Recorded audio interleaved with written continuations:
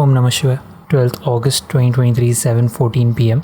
And this rough and raw documentation, I'm gonna document whatever it is that I've learned today inside of Unreal Engine.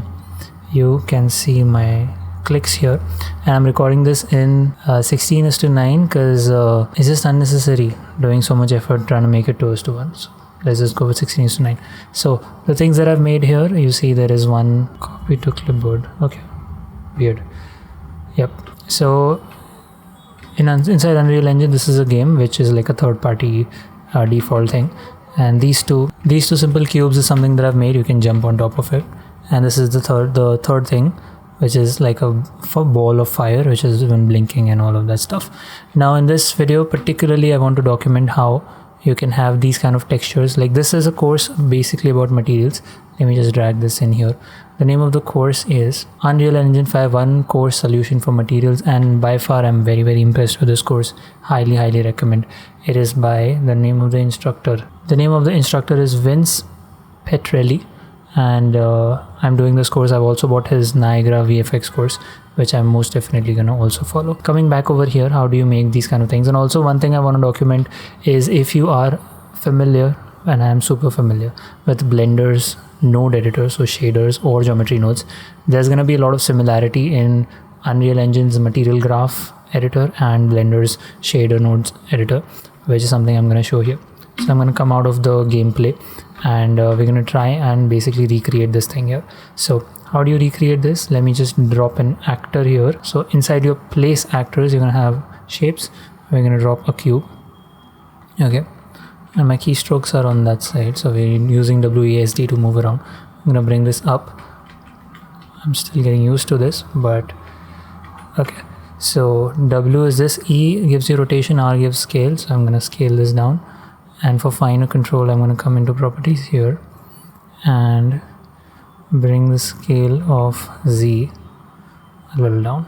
Okay, this is the kind of noise based material that we want to make. So you see the materials that I've already made over here. I'm going to come in here and say right click and say new material, and I'm going to say dirty metal. Again, doesn't really matter what you call it. Okay, we're going to double click. It's going to open the material node editor like this. And I think I'm gonna place it on the side and keep this over here, and then we'll adjust this a little bit. Okay, so over here what you're gonna see is just like your principal BSDF inside Blender, you have this kind of a node here. Okay, so the first thing to understand, I have made a few notes here. First thing to understand is there are three main data types inside Unreal Engine's material node. So if you come in here, and how can you access them? They're called constant 1, constant 2, constant 3. You can just type in here when you right click and say constant 1 vector constant. This will drop in this, and then for 2 vectors will be 2 values, 3 values, etc. But the way to do it is press 1, hold 1 and click, hold 2 and click, that gives you 2 values, hold 3 and click, that gives you 3 values. One thing that's important to note about the Unreal Engine editor is, even if it says RGB alpha, it doesn't necessarily always mean red channel, green channel, blue channel.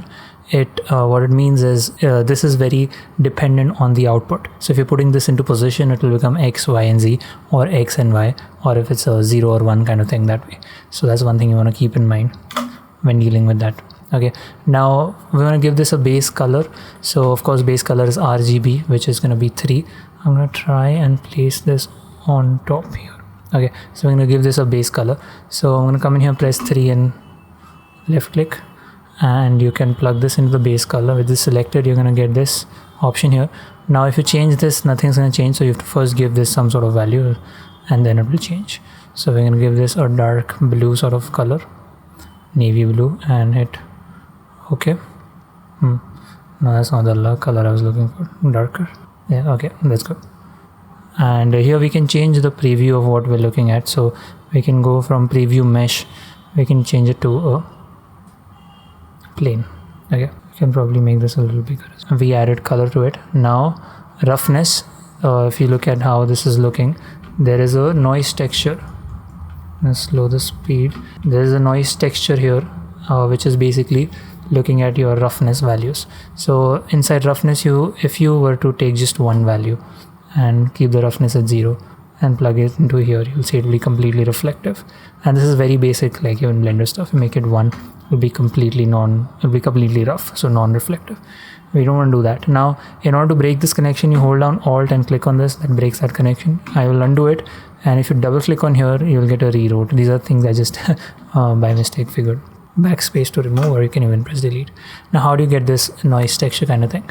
So inside of roughness, if you want to add a texture, what you want to do is you want to right click and say texture sample node. You can't just add a noise texture directly. You add a texture sample node, and in this you add a 2D texture. It can be any texture, but if you look at here, if you come in here, add feature or content pack, and you come to content and add the starter content, here you will get a noise texture by default. So if you come in here and search for Perlin noise, Perlin's noise M, okay, and this, if you were to take this RGB and plug it into roughness, you will see that you get that kind of thing where there is a little bit of, based on that noise texture, you have some parts which are rough and some parts which are shining. I want to be able to adjust this, right? Because you see here there is a UV thing. So the way you adjust these is by adding a texture coordinate node. Just like how in Blender we have a texture coordinate node, because we're so used to the, what do you call it? The node wrangler add-on that you just press Ctrl T and mapping and texture node automatically comes up. But this is the texture coordinate node. Now U and V, right? I'm going to be able to adjust the tiling. If I was to just directly plug this over here, okay, and let's say you get U and V tiling, you can come in here and adjust, make this more. So if you make this like 10, you will see it will get stretched like that, and make this 10. So the whole thing becomes a lot smaller. If you were to reduce it, make it 0.1, and you make this also 0.1. This is basic UV mapping stuff which we're all very familiar with. So you can just plug it directly in here and change values like this, which is not very convenient. Like, I want to be able to adjust the values over here itself. So basically inside Blender you have a separate XYZ node. Over here what we have is a component mask. So component mask, you can drop this here. If you open this RGB, this is your XYZ. As I said, 3 values. It doesn't have to be red, green and blue. So let me take a red here, okay, and then I'm going to do Ctrl D, bring this down, and for this I'm going to take green here. So basically these in this context would mean U and V, okay. So I'm going to delete this. I'm going to have to separate this based on red and green, so that sort of works. So for multiply, you can hold down M and bring it here. So you multiply it with a value, okay, multiply. So you're going to take your R, plug it in here, and multiply it by value. So let me just take one constant here, and we'll call this 1 so that there's no change. Plug it in here, and the same sort of thing for this. I'm going to select these, Ctrl D, bring this down. Let's just say 1, and I'm going to plug this here. And now to connect these two back into the 2 thing, what we want to do is we want to add an append node, which is basically your append vector is your combine XYZ node. Your mask component was separate XYZ, append is combine XYZ. So I'm going to bring these 2 here and bring this into UV. So now nothing has changed, but if I was to take this value to 2, you will see that the horizontal tiling is changing. If I make this 10, so this is not actually horizontal, this is vertical that's changing. If I make this 5, I'll make this 1, and so this is changing G, the horizontal one. So firstly I want to see that this is getting applied in my game. So what you want to do is you want to select this material, and it's getting a bit difficult to navigate around here. With this material selected, what was the new material that I made? Dirty metal again. Firstly you want to come in here and apply so that the changes get applied to that, and then you want to come into the element 0 somewhere and click on this button, so this will get applied here, okay. As I said, I'm still getting used to Unreal controls and everything. Okay, the reason of separating it out like this is now what you could do is you could add a time node. We did the separation and everything, and we multiplied the value with time and then added it to R. We multiplied the value with time and then added it to R. So I'm going to right click and say time, okay. We're going to put time over here, and then for add you're going to click A and hold here, and this value you're gonna add to your R, and this will go into append. Yep. So now this value is determining how much your speed is. So if I make it 0.1, it'll slowly go in this direction. If I make this negative 0.1, it'll go in the other direction. So this whole thing is done for you using a built-in Unreal node called Panner. So I'm going to right click and say Panner, bring this here and bring this into UV, and here your speed X, if I make this 0.1, with a 0.1 speed it will keep moving. If I apply this, you can even see happening it here. This is the same thing we did for the arrow in this case. Like here you see the arrows moving on top. We just applied it on another plane instead of the same plane material or whatever, and made the, if I select this BSDF node or the main node, you can make the blend mode from opaque to translucent, and then you have your opacity node which gets revealed, and you can do things to that. But let me just make it opaque again. Noise texture lerp. Lerp is an important node which is basically like your color ramp node. So I'm gonna try and display it through your the other thing that for the fireball thing what we did is there was the blinking effect happening, right? So for that we had to put something inside the emissive color. So let's just take a fire texture only. So I'm gonna say texture sample, and the one we used again was from the starter content, which was called T-fire tiled. Okay, and texture sample. This we're gonna plug into emissive color, and that gives us something like this. And the moving part is actually behind it, but this is getting overshadowed almost. So anyway, in order to show what lerp does, we'll get to sign later. To show what lerp does, let me see. So we already know that there is something happening with the texture behind. Let me also add a panel over here.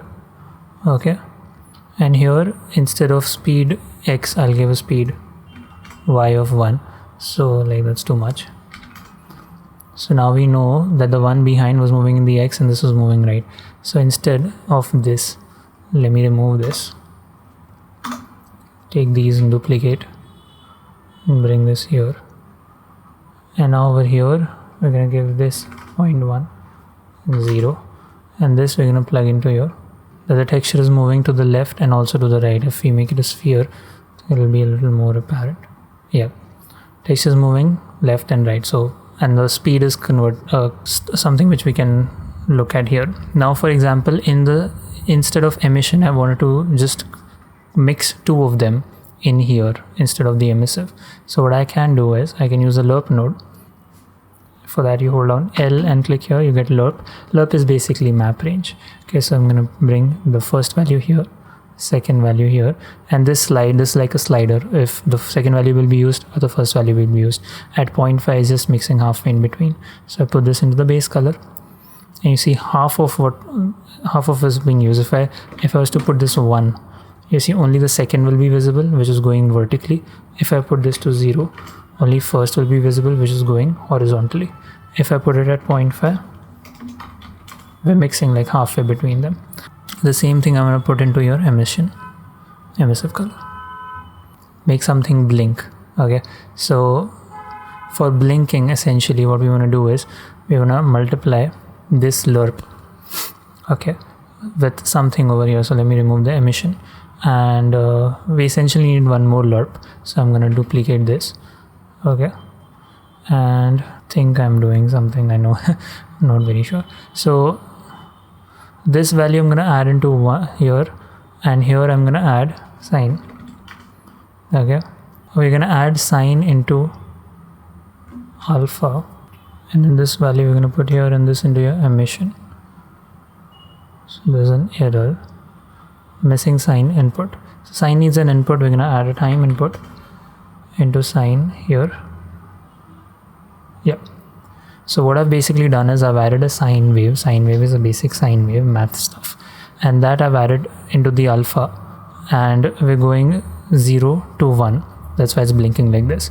Instead of going to 0 from 0, I don't want to go completely 0, so I can make the 0.3 so that it never goes to like 0. One more thing before I end this session I want to document is you can make material instances and group input if you want to expose one of the values outside. So for example, you wanted to, let's say, add a value here, and that value you would multiply by something and then add that into your time. Okay, so if you make this 2, what is this? Something should be panning 2 times faster. If I make this 5, I'm not exactly sure what is going 5 times faster. Okay, I don't know, this is not doing what I exactly wanted to. But let's say if I was to come in here and say convert to parameter, and when I say this is your variable, what you can do is this, when you make a material instance of dirty metal, this is dirty metal again, we're gonna save this and apply. You make an instance, right click, create material instance. When you double click this, you're gonna have that variable here, so you can adjust that dynamically. Okay, so this was a rather rough, and I'm also trying to figure a few things out here. It's basically node-based stuff. It's not that difficult to figure. I will try making a more detailed video on these things once I get more familiar with it. This was not supposed to be a tutorial. It was supposed to be just a documentation of whatever I've learned. So thanks so much for being in the crowd. I'll catch you tomorrow. Because for the past 3 days I've been doing a lot of Marvelous Designer, and it's a really exciting space. So I want to have to document some things over there, and also taking it to Blender and stuff, a lot of fabric stuff and cloth simulation stuff. So thanks so much for being in the crowd. I'll catch you tomorrow. Peace.